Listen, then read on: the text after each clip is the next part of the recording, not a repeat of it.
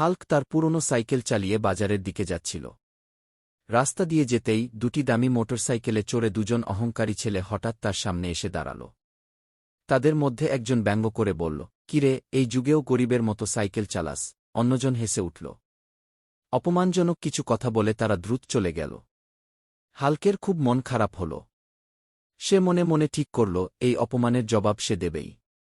বাজারে পৌঁছে সে দেখল বিশাল ভিড়।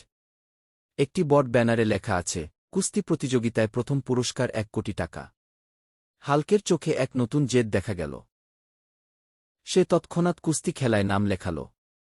অসাধারণ শারীরিক শক্তির জোরে হাল্ক একের পর এক প্রতিপক্ষকে হারিয়ে দিল এবং প্রথম স্থান অধিকার করে 1 কোটি টাকা পুরস্কার জিতল। পরদিনই সেই টাকা দিয়ে হাল্ক একটি চকচকে বোমু গাড়ি কিনল।